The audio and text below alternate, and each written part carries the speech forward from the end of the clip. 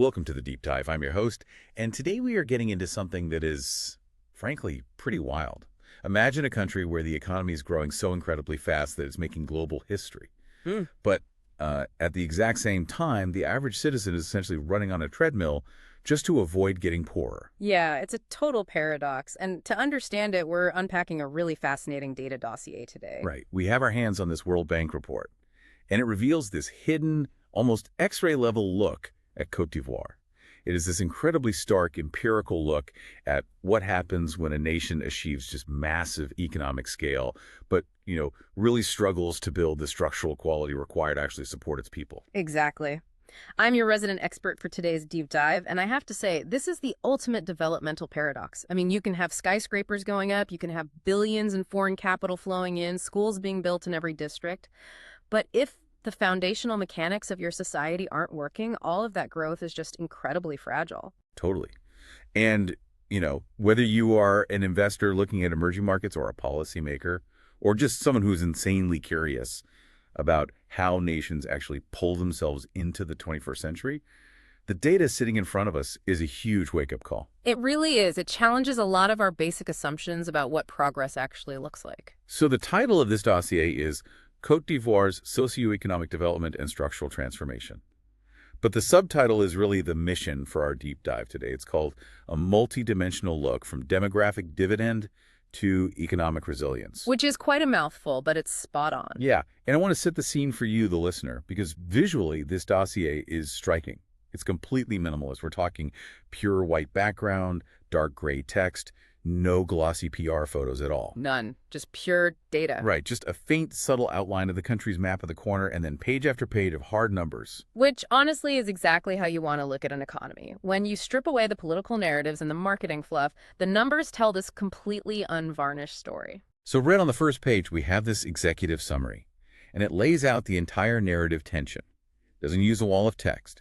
It just gives us these four simple, stark icons in a clean four-grid layout representing the pillars of the nation. We've got economy, industry, population, and society. And the contrast between those four grids is immediately apparent. Yeah, under economy, you see total GDP climbing beautifully, but the per capita reality, what an individual actually feels in their wallet, is just super volatile. And then you look down at industry, and we see services are growing, but agriculture remains stubbornly attached to the core of the economy. It's just refusing to let go. Right. Then population shows this exploding youth demographic. Mm-hmm. And finally, under society, it shows that while basic survival rates and school enrollments are way up, the underlying structural quality, like whether kids are actually learning, whether they are nourished, is in this silent crisis. It's like looking at the blueprints for a massive skyscraper and then realizing the foundation is literally made of sand. That tension right there between scale and quality is what we need to unpack today. Because Côte d'Ivoire isn't just one isolated case. It is acting as a real-time, high-stakes case study for the entire developing world right now. Absolutely. So let's get into the mechanics of this. I want to start with the foundational layer of any economy, which is the people. The data on population growth is mapped out here on the next slide, and it's a relentless upward climb. A very steep climb. But my eye is instantly drawn to this massive red dashed circle. It's highlighting a specific metric, the youth dependency ratio. It shows that children between the ages of 0 and 14 consistently make up over 40% of the entire population. Yeah, that 40% threshold is an absolute economic pressure cooker. How so? Well, when we talk about emerging markets, we hear a lot about the demographic dividend. The theory goes that a huge boom in young people eventually creates a massive workforce, which drives industrialization and wealth. It's exactly what fueled the Asian tigers back in the late 20th century. Right, lots of young workers means lots of productivity. In theory, yes. But there is a crucial gap between a population boom and an economic dividend. Before you get that dividend, you have to pay what we call the demographic tax. Wait, break that down for me. How does a large youth population act as a tax? It all comes down to that dependency ratio. That's the number of people who are too young or too old to work compared to the working age population. When nearly half of your population is under the age of 15, every single working adult is carrying a massive financial burden. Wow. Yeah, that makes sense. At the household level, it means practically zero savings. Every single dollar earned goes immediately into feeding, clothing, and sheltering dependents. So the wealth is consumed at the very moment it's created. Precisely.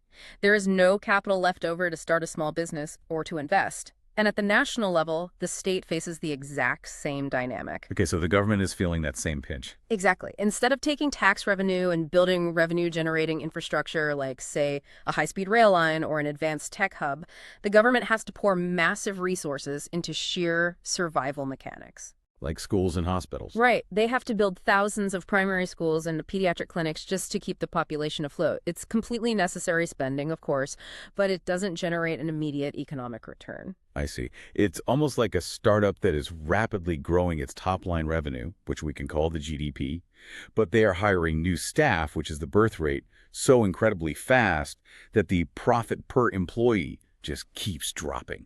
That is a great analogy. The company is getting larger on paper, but every individual in the building is actually getting poorer because the resources are spread way too thin. And taking that startup analogy even further, what happens when the investors, or in this case the citizens, expect to see a return on that growth? The scale just dilutes the prosperity. We can see this exact dilution playing out in the macroeconomic data right next to the population stats. Yeah, let's look at this GDP chart. The visual contrast here is brilliant. In the background, there is this solid towering mountain shape, and that represents the total constant price GDP. Right, the macro number. Back in the early days, it was around $5.49 billion. Today, that mountain has scaled to historical highs. It looks incredibly impressive. But overlaid on top of that mountain is this jagged, wildly erratic blue line tracking the per capita GDP growth rate. It's a total roller coaster. It really is. And the designers have circled these specific spots where this line literally plunges below zero before violently whipping back up. The mountain is getting taller, but the people climbing it keep falling off. Exactly. How does an economy grow its total volume so much, but experience such violent whiplash at the individual level? It's the mathematics of the treadmill. If your total economy grows by 3% in a year, that sounds like a really healthy, stable number. Sure. But if your population also grows by 3% because of that massive youth demographic we just discussed, the average person's wealth hasn't increased by a single cent. They are running flat out on a treadmill just to stay in the exact same economic position. Man, that's frustrating. And when that jagged line dips below zero, that means the treadmill has sped up faster than they can run. The population grew faster than the wealth, meaning everyone took a pay cut in real terms. Ouch. But those erratic plunges reveal something deeper. It shows a profound lack of economic resilience. I mean, a mature, structurally sound economy might experience a recession, but it doesn't whip back and forth with this kind of extreme cyclical volatility. This chart tells us that Côte d'Ivoire's economy is highly sensitive to external shocks. What kind of shocks are we talking about here? Usually it's tied to commodities. If global cocoa prices drop, or if, say, a drought affects a major harvest, the entire national revenue takes a direct hit. And because the population is growing so fast, there is absolutely no cushion. So the macro numbers look like a massive success story from 10,000 feet, but the lived reality on the ground is just an unpredictable roller coaster. Which brings us to the machinery of the economy itself. I mean, if the population is growing and the wealth is volatile, how are people actually making a living? The data moves us into the structural evolution of the country, looking at agriculture, industry, and services. And there's a really fascinating trend line here regarding agriculture. Yeah. Over the decades, agriculture's share of the GDP has dropped from nearly 47% down to about 20%. But then there's this heavy horizontal arrow indicating that this decline has essentially hit a brick wall. It's stalling out right at 20%. That 20% plateau is a massive structural bottleneck. To understand why, we really have to look at the historical pipeline of economic modernization. Almost every wealthy nation followed a very similar path. Okay, walk me through it. You start as an agrarian society. Then you introduce tractors, fertilizers, and modern farming techniques. Suddenly, one farmer can produce the food that used to take 50 farmers to grow. Right, which frees up the other 49 people to go do something else. Exactly. That surplus labor moves to the cities and enters the industrial phase, usually working in manufacturing. And eventually, as a country gets wealthier, the economy shifts primarily to high-value services, finance, tech, logistics. In countries like the US or the UK, agriculture makes up maybe 1 or 2% of the GDP, yet they produce massive amounts of food because it's hyper-efficient. But in Côte d'Ivoire, it's stuck at 20%. Which means agriculture is proving incredibly sticky. And a 20% GDP share in an emerging market doesn't mean highly mechanized, efficient agribusiness. It doesn't. No, it usually means millions of people engaged in manual, labor-intensive subsistence farming or low-yield cash crops. The human capital is physically trapped in the soil. Wow. You just cannot build a modern, high-tech industrial sector if a fifth of your economic output still relies on manual labor in the fields. The workforce is anchored to the past. But people are moving to the cities, right? The urban centers are swelling. So if they aren't farming and there isn't a massive advanced industrial sector waiting for them, where are they working? That is the most alarming data point in this entire dossier. We have to look at the labor market breakdown. Okay, looking at the visuals for the labor market, and this is where the reality of that economic whiplash really hits home. The dossier displays the workforce divided into formal wage-paying employment versus what they call vulnerable employment. It's displayed with these two stark donut charts, one for men and one for women. And there is a thick red line pulling our attention specifically to the female labor force. The number is staggering. Over 91% of working women are trapped in vulnerable employment. 9 out of 10 women, let that sink in. I have to admit, when I first read vulnerable employment, my mind kind of went to the gig economy. I thought about freelance web designers or people driving for an app-based rideshare service on the weekends. But that's the wrong mental model entirely, isn't it? It is a completely different universe. Vulnerable employment in this context means self-employed workers and unpaid family workers operating entirely outside the formal system. It is pure survival economics. Paint a picture of what that actually looks like on the ground, like on the streets of Abidjan. Well, it looks like a woman setting up a small folding table by the side of a polluted road at 5 in the morning to sell small bags of charcoal or maybe roasted plantains. Right. Or it looks like unregistered domestic labor where someone works 14-hour days for cash under the table. There are no employment contracts, there is no health insurance, there's absolutely no pension, no maternity leave, and no safety net whatsoever. So she can't work. If that woman gets sick and cannot stand by the side of the road, her income for that day is exactly zero. Man. And if an economic shock hits like those plunges we saw in the GDP chart. She absorbs the blow directly. If food prices spike, she simply eats less. When over 90% of your female workforce and a huge percentage of your male workforce is operating in this survival mode, your economy is fundamentally hollow. You are leaving an astronomical amount of productive human potential completely unutilized.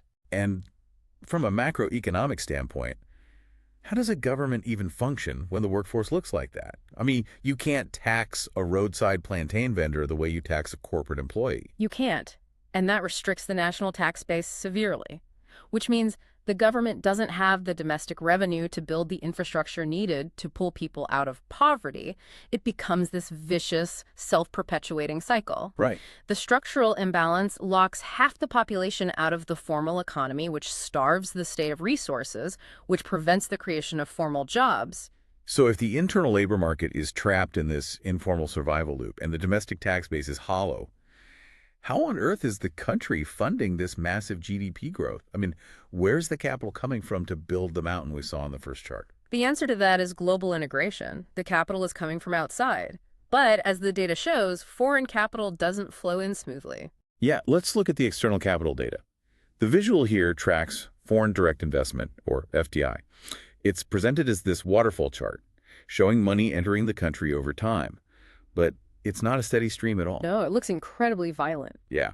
There are periods of really low activity, and then suddenly these massive multi-billion-dollar spikes of capital flooding in all at once, followed by really steep drop-offs. The report explicitly describes this as a pulse rather than a steady flow. A pulse is exactly the right word. If I'm an investor looking at emerging markets, a pulsing heartbeat of capital looks a lot like instability. What causes these massive erratic injections of cash? Well, a steady stream of FDI usually means that a country has created a broad, globally attractive business environment. It means thousands of mid-sized companies, manufacturing, tech, services, are continuously choosing to open operations there because the regulations are clear and the workforce is skilled. But a pulse tells a very different story. A pulse means big, isolated events. These multi-billion-dollar spikes are usually driven by massive, one-off, capital-intensive megaprojects. A foreign multinational consortium comes in to build a deep-water port, or they secure the rights to open a massive new gold mine, or maybe they finance a giant agricultural processing facility. Wait, I'm stuck on this. If $1 billion suddenly floods into a region to build a massive deep water port, isn't that inherently amazing for the local economy? But Doesn't that mean the street vendors suddenly have thousands of construction workers to sell food to? in the short term, yes, there is a localized boom. But absorbing a massive pulse of capital is actually incredibly dangerous for a fragile economy. There is an economic phenomenon known as Dutch disease. Dutch disease. Okay, let's explore the mechanism of that. How does $1 billion make you sick? Imagine a massive mining project is approved. $1 billion in foreign currency enters the local economy. That money is converted into local currency, suddenly flooding the market. The mining company starts hiring local labor for basic construction, paying slightly more than agriculture. Okay, so young men leave the farms to work at the mine. Yes, which means agricultural output drops. And at the exact same time, the sudden influx of cash into the region bids up the prices of basic goods. Housing costs skyrocket.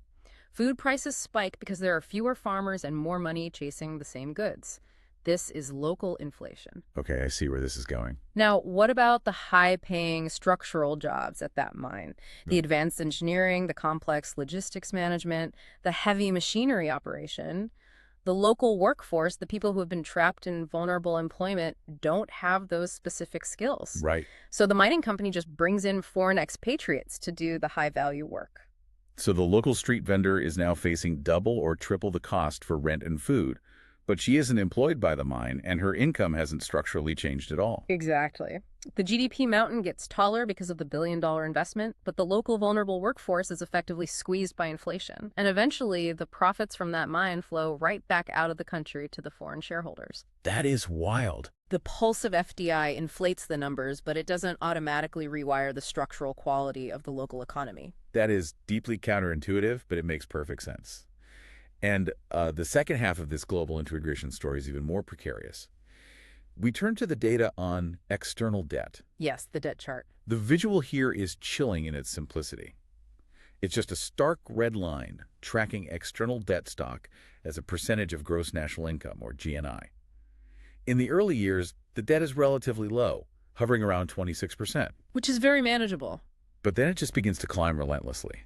The dossier places a bright warning line across the chart at the 50% threshold, and the debt line violently punches right through that warning line. It completely blows past it until it's soaring over 70%. And they've circled that intersection in red. Right.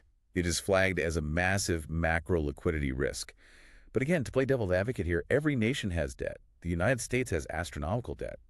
Why is crossing this 70% threshold so terrifying for an emerging market? Because of the type of debt and the currency it's borrowed in. When the United States borrows money, it borrows in US dollars. It literally controls the printing press for the currency it owes. Okay. But when an emerging market like Côte d'Ivoire takes on massive external debt to fund infrastructure projects, it is borrowing in foreign currency, usually US dollars or euros. Which introduces currency mismatch. Exactly. Let's trace the mechanics of that. Imagine the government borrows $1 billion to build a highway. They have to pay back a fixed amount of dollars every single year. But their tax revenue, the money they collect from their citizens, is in the local currency, the CFA franc. Oh, I see. If the local currency loses value against the US dollar, suddenly the government has to collect way more local taxes just to make the exact same debt payment. The debt effectively doubles in weight without the interest rate ever changing. So it's like taking out a massive fixed-rate mortgage on a multi-million-dollar mansion, but your income relies entirely on seasonal freelance gigs paid in a completely different currency. And remember, their primary source of foreign currency to pay that debt is exporting commodities like cocoa. If global cocoa prices drop, their dollar income dries up. This is what macro liquidity risk actually means. Right. It's not just about how much you owe, it's about your ability to service that debt under stress. When your debt hits 70% of your GNI in a volatile, commodity-dependent economy, The cost of just servicing the interest becomes all-consuming. And when the government is pouring all its revenue into paying off foreign bondholders, They have to pull money away from the domestic foundation. They stop funding schools. They stop funding hospitals. The debt literally eats the future. man, which is the perfect, albeit grim, transition into the next section of the dossier. Section 4, the human capital paradox. We've looked at the money, the labor, and the debt. Now we have to look at the biological and intellectual reality of the population. This is where the data gets incredibly personal. And this section starts with a massive, undeniable triumph. We see a chart tracking the under 5 child mortality rate, and the line plunges downward, accompanied by this smooth green arrow. Back in the 1960s, it was unfathomably high, over 220 deaths per 1,000 live births. Over 22% of children didn't make it to their 5th birthday. That's devastating. But today, that number has dropped to a fraction of its historical peak. Maternal mortality is dropping too. And we must pause to acknowledge the magnitude of this. This non-linear, sharp decline in child mortality is a half-century victory of global and local public health. It is the result of relentless vaccination campaigns, basic sanitation improvements, and the expansion of maternal care clinics. It's an incredible achievement. It is the absolute prerequisite for a functioning society. The children are surviving. Yes, but survival is the floor, not the ceiling. And that's exactly where the data takes a dark turn. Right next to the mortality triumph, the dossier highlights what it calls lingering health shadows. It points to the historical burden of HIV, which still heavily impacts the adult workforce. The historical baseline there is huge. But then it draws a hard red box around a specific metric in early childhood: stunting. The data shows that a massive percentage of these children who are surviving are suffering from stunting due to chronic malnutrition. It's a huge issue. The report labels this a hidden human capital loss. And, I think a lot of people hear the word stunting and they just think it means a child is a bit shorter than average. But the macroeconomic implication is much darker than height, isn't it? It is entirely about the brain. We need to look at the biological mechanics of the first 1,000 days of a human's life, from conception to their 2nd birthday. Okay. During this window, a child's brain is growing at an explosive rate. It is physically building the neural pathways, the myelin sheaths, the literal architecture required for complex thought, memory, and executive function. It's the physical construction of a human mind. Exactly. And that construction requires an immense amount of energy and specific nutrients. If a child suffers from chronic malnutrition during this critical window, or if their body is constantly fighting off waterborne diseases because of poor sanitation, their biological system has to make a brutal choice. It has to prioritize. Yes, it diverts limited calories away from building the brain and channels them entirely into keeping the immune system alive. So the body prioritizes immediate survival over long-term development. Yes. The result is stunting. It is a physical manifestation of impaired brain development. The neural pruning doesn't happen correctly. The pathways for advanced cognitive processing simply do not form to their full potential. It's heartbreaking. And the true tragedy is that this biological damage is largely irreversible. You cannot feed a 10-year-old a nutrient-dense diet and fix the neural pathways that failed to form at age 2. So how does that biological tragedy translate into a macroeconomic crisis? How does it show up in the numbers? A stunted brain struggles with executive function. It struggles with reading comprehension. It struggles with complex problem solving. At a macro level, if a large percentage of your massive youth bulge is neurologically stunted, your future workforce is mathematically incapable of transitioning into a high-value, knowledge-based economy. Wow. You can build all the high-tech industrial parks you want, but if the local workforce lacks the cognitive plasticity to learn advanced software engineering or complex logistics, those jobs will remain out of reach. Stunting is a permanent biological cap on the future GDP of the nation. That is absolutely devastating. Yeah. And it perfectly explains the systemic failure highlighted in the next visual. We move from public health to the education system. And again, the contrast is brutal. The dossier shows a dumbbell plot indicating that gross primary school enrollment has skyrocketed. The quantity is there. Right. It was around 55% decades ago, and now it's pushing past 90%. We built the schools. We got the kids in the door. It looks like a massive policy victory. But having a seat in a classroom is completely useless if the actual learning process is broken, and the out-of-school rate for the appropriate age group is still a lingering issue. Which brings us to a visual that is honestly a gut punch. It's a waffle chart showing 100 simple human icons, representing the student population. Out of those 100 kids sitting in a classroom, 80 of them, 80%, are shaded in dark gray. It's a shocking visual. A bold black box surrounds them, and the text explains that these 80% represent the education quality deficit. It means that the vast majority of students fail to meet minimum reading standards by the end of primary school. How is that even possible? How do you sit in a school for 6 years and not learn how to read a basic sentence? This is the phenomenon known as learning poverty. It is currently the most critical metric in developmental economics. It is defined as a 10-year-old's inability to read and understand a simple, age-appropriate story. Okay, so how does it happen? It's a cascading failure of structural quality. First, as we just discussed, a significant portion of these children may be suffering from the cognitive effects of stunting. They are physically incapable of focusing on the chalkboard. Right, the biological barrier. Then you add the institutional barriers. You have classrooms that are massively overcrowded because population growth outpaced infrastructure. You have severe shortages of actual textbooks. The curriculum is often based on rote memorization rather than critical thinking. And what about the teachers? Fundamentally, you have an epidemic of teacher absenteeism, or teachers who themselves lack the training to impart foundational literacy. So the system is just shuffling them through the grades. They are present in the building, but the transmission of knowledge is fundamentally broken.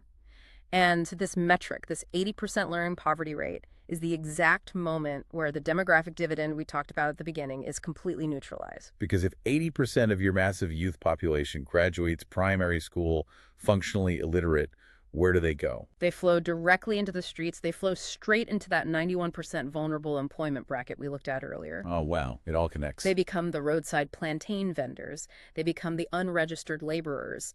They cannot participate in the formal modern economy because they lack the foundational tool literacy required to learn any other advanced skill. This really is the marrow of the bone failing, even as the bone gets longer. So we've looked at the people, the labor, the capital, and the cognitive reality. To tie this all together, we have to look at the invisible grid holding society together. The underlying infrastructure. Right. Section 5 of the dossier dives into infrastructure and institutions. And the data starts with the physical reality of the geography. There is a very stark slope graph visual showing a massive chasm between urban and rural areas. It tracks basic access to drinking water and digital internet penetration. And the gap is huge. Yeah, in the urban centers, basic water access is nearing 90%. But in the rural areas, it is severely lacking, and internet penetration is only just starting to accelerate. This urban-rural divide is the physical engine of inequality, and it drives chaotic urbanization. I mean, put yourself in the shoes of a 16-year-old in a rural village. Okay. If there is no reliable clean water, no sanitation, and absolutely no internet access connecting you to the wider world, you have no economic horizon. So what do? You leave, you pack up and head to Abidjan, or whatever the nearest massive city is. Exactly. You migrate to where the physical and digital grid exists.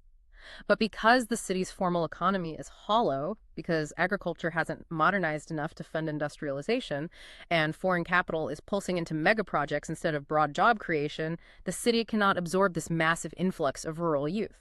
And because these youth likely suffer from the learning poverty we just discussed, they don't have the skills to compete, even if formal jobs did exist. Exactly. So they swell the ranks of the urban and formal slums. The lack of rural infrastructure essentially acts as a conveyor belt, transporting rural poverty directly into urban vulnerability. Which leads us to the final, and perhaps most frustrating, piece of data in the entire report. We were looking at a radar chart measuring institutional governance. The ultimate bottleneck. It tracks global percentile rankings for things like control of corruption, regulatory quality, and rule of law. And the shape of the data is incredibly bleak.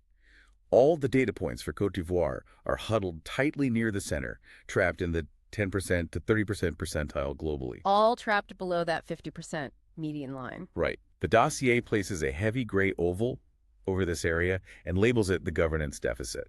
And I have to push back here. We've been talking about massive multi-billion-dollar ports being built, mountains of GDP growth, and physical schools being constructed everywhere. How can you pull off massive engineering feats but completely fail to move the needle on institutional governance? Because pouring concrete is easy compared to changing human behavior.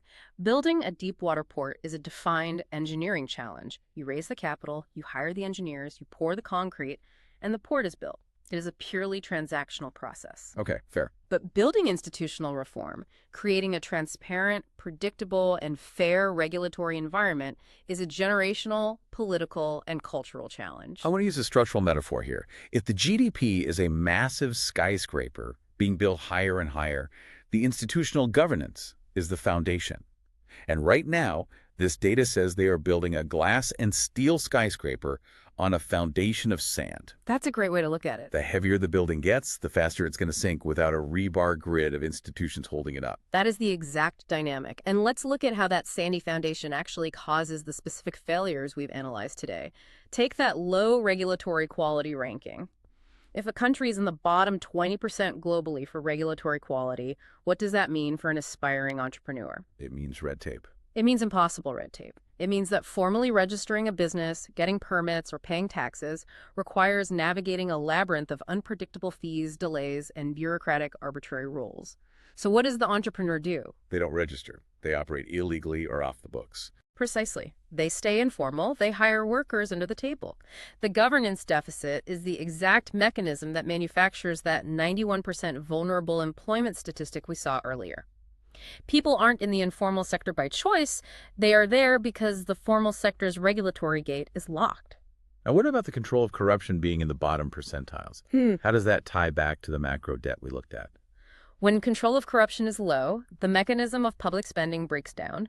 The state takes on that massive external debt, pushing past that 70% threshold to build infrastructure. Right. But because transparency is low, a significant percentage of those funds leak out of the system through inflated contracts, kickbacks, or substandard materials. So the debt lands squarely on the public balance sheet, and the citizens have to pay it back. But the infrastructure they get in return is either half-finished, poorly built, or doesn't generate the economic efficiency it promised. The governance deficit acts as friction. It prevents capital and labor from combining efficiently. You can have a booming population and billions in foreign investment, but without the invisible grid of fair laws, transparent contracts, and efficient regulations, the wealth will never reach the average citizen. Which brings us to the final page of this World Bank dossier, the grand synthesis. It's a pure conceptual infographic. No more line graphs or scatter plots. It presents three bold pillars standing side by side. And those pillars sum everything up perfectly. Yeah. Pillar 1 is the economic base. Steady growth, but high debt. Pillar 2 is human capital. Survival rates up, but learning quality in crisis. And Pillar 3 is institutional reform, the urgent bottleneck. And notice the graphic piercing through them. Yeah, piercing horizontally right through all three pillars is a massive, heavy arrow pointing forward. And the text inside the arrow is a directive. Shift from scale to quality. That arrow represents the only viable path forward. This data has shown us a nation that has achieved awe-inspiring quantitative scale. Truly massive scale. The population is booming, the top-line wealth is rising, the sheer volume of schools and clinics is huge, but scale without quality is a house of cards. It's not about just building more schools. It's about fixing the curriculum and training teachers so the 80% learning poverty rate drops. It's not about attracting massive pulses of foreign debt for flashy mega projects. It's about building the boring, invisible regulatory frameworks that allow a local woman to start a formal business. Exactly. If they continue to only scale the quantity without aggressively attacking the structural quality, that massive youth bulge will curdle from a demographic dividend into a severe demographic crisis. A heavy price to pay. But, and this is the crucial takeaway, if they can execute that shift to quality, if they can translate macroeconomic scale into microeconomic resilience, they possess the raw human energy to become an absolute powerhouse on the global stage. If you are an investor or anyone watching the developing world, the lesson here is profound. Don't just look at the GDP mountain. Look at the people running on the treadmill beneath it. Very well said.